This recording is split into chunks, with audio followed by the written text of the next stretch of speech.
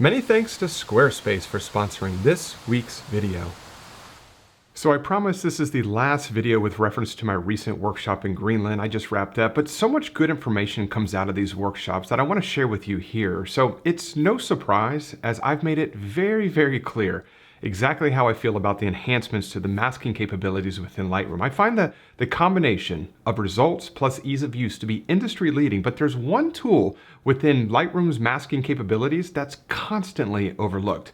And it also happens to be by far my personal favorite as well. And I did a post-processing talk during my Greenland workshop, here's that reference here, where I used this underutilized masking tool on an image I captured with the group, and I could see the look of surprise on many of the participants' faces as I was applying this to my photo. So to jump right into it, this is the image that I did the post-processing talk on. I absolutely love this photograph for many, many different reasons, but two of the things that really jump out to me outside of the obvious, the beautiful iceberg, the red sailboat, but I love the sky up through here. I love the clouds, how they overtake the entire sky up through here. A lot of times you get an interesting part of a sky that looks really good, but then there's another area that's kind of blank or boring in your composition. But this sky here is interesting all the way across, which I really, really enjoy. And then I love this foreground here. It kind of makes this S-curve all the way up to the iceberg, which is pretty rare to find. That this was the only time during this trip that I actually found this type of a foreground that just worked perfectly with the subject. So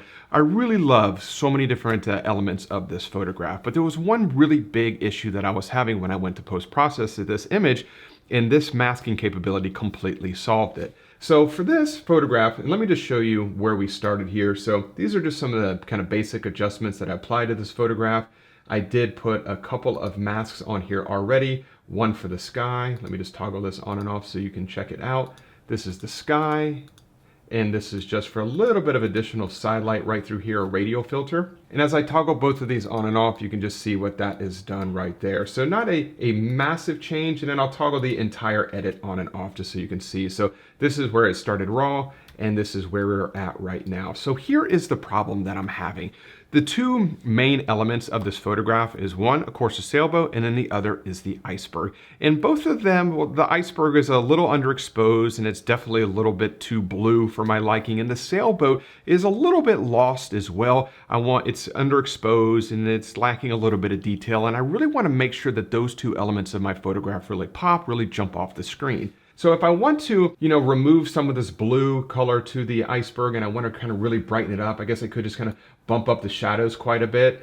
And that made it brightened up the iceberg some. It definitely brightened up the sailboat a little bit, but it made the overall photograph a little bit washed out because now all of the shadows are removed, and I don't want to do that. So another option would be to just kind of bring up the overall exposure of the photograph. And I think that the iceberg is starting to look better right now. It's definitely not as blue. I think the overall brightness value is more appropriate. The sailboat definitely looks better, but the overall scene is definitely not looking good anymore. It's way, way too bright.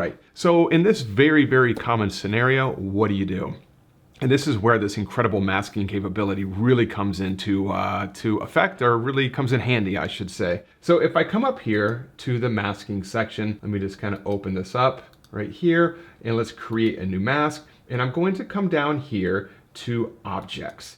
And when you're using the object selection tool, you have a way, or an option, I should say, to use a paintbrush technique, or kind of like a rectangular or marquee type of a tool. So for this one, we're just gonna start with the marquee tool, and I want to create a mask for the sailboat here. So I'm gonna open this up, I'm gonna zoom in quite a bit so you can really see this at home. And I'm just gonna draw this kind of marquee tool across my subject right here to about that. We're gonna let Lightroom do a little bit of thinking here and determine the best mask for this scene. And as you can tell, it did a very good job, but it also masked this area around the sails as well, and I don't want that. I'm gonna switch this color to something that you can see a little bit better. Let's just make it green right there. So you can see the area between the actual sails right through here. The mask didn't pick that up appropriately. And this is one of the things that I think is so amazing about the object selection tool. One, you can select really anything in your scene. You don't really have to, you don't have to rely on AI to determine what it thinks is the subject. You can tell Lightroom, this is the subject, and I want you to create a very specific mask around this one item. And I think that's huge. But this is what I think is the best part about it. So how do I get rid of this area here? I guess I could come over here to subtract, and maybe I could use the paintbrush and kind of just try and paint that area away, but that's not going to give me nearly as refined of a look as I need. So what you can do is you can come down here to color range, and I'm gonna select the color that's in between here. It's not gonna be this green color because that's the actual mask overlay, but what I'm gonna do is I'm gonna select this right here. Select that. Now let's turn this mask overlay back on and look at how good that did. It completely removed all of the area around here, and that mask right there is absolutely incredible. And if I toggle that color range removal on and off, so this is where we started, and once I remove that color range, look at how good that did. That's just, it's pretty awesome. It really is. I find it to be absolutely amazing how well this works. And the fact that it's in Lightroom is even better. So I think that that is just absolutely incredible. But that's only one half of the amazingness in my personal opinion. So what we can do now is we can bring up that exposure. We can bring up those shadows a bit. We can maybe reduce that contrast a little bit just to really make it stand out. And I'm definitely kind of overdoing it a little bit because I want you to be able to easily see this at home. And let's toggle this on and off. So this is before and after. Before, oh sorry, now we're at before and after, before and after. And you can really see now how much that sailboat really jumps off the screen. And that would not have been possible without that object selection tool. Now, if we want to do something similar with the iceberg, we'll use the other type of technique with the object selection tool now. So I'm going to come up here, we're going to create new mask. We're going to come down here to objects, and we're going to select the paintbrush. And I'm going to decrease the size of this paintbrush just a touch, and I'm basically just going to outline this entire area that I want to mask, just like this. And as you can tell, I am not getting very refined at all.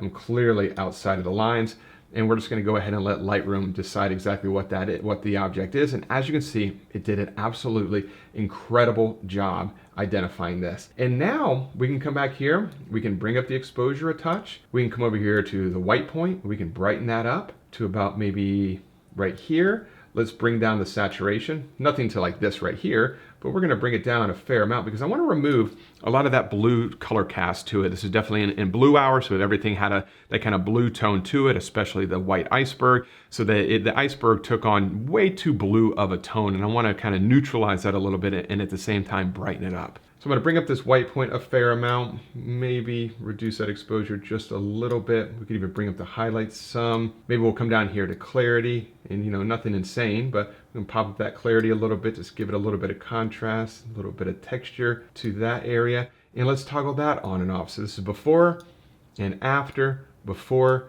and after. Maybe we overdid it just a little bit, but you can see how refined that is. And these two masks in conjunction, in my opinion, is a total game changer for this photograph. Before, if you remember, the iceberg was kind of, it was extremely blue, it was a little underexposed. The red sails of the sailboat were definitely underexposed. It just didn't pop off the screen. But by being able to use that object selection tool in Lightroom, being able to create those insanely detailed masks and only apply local edits to each of those, because both of those edits are completely different, the way we treated both of these areas. And to me, that is absolutely game changing. That is very, very powerful. And if I zoom this image all the way out, we'll turn all of these masks on and off. So this is the image without any masks, and this is with the masks. Without the masks and with the masks.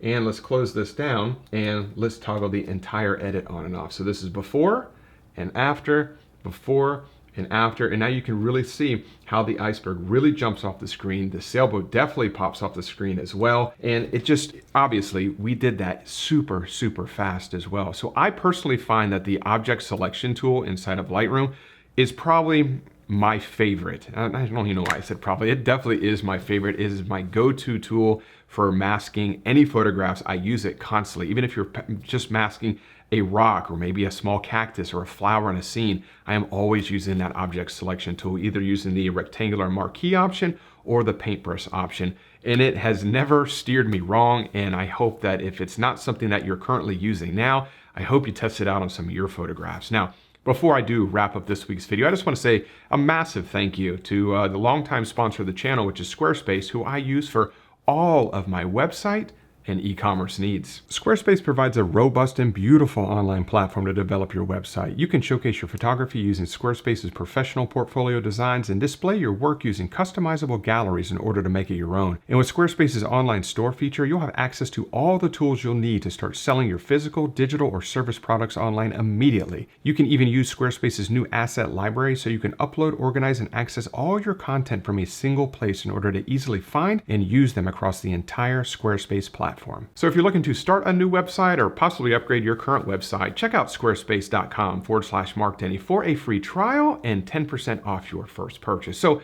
I really do hope you enjoyed this week's video. If you have any questions about the object selection tool inside of Lightroom, please leave those in the comments section below and I'll do my best to get back in touch with you as soon as humanly possible. And as always, I really do appreciate you spending a little bit of time with me today. And if you enjoyed this week's video, if you could give it a thumbs up, subscribe to the channel if you're not subscribed already, and I will see you all next Wednesday. Bye.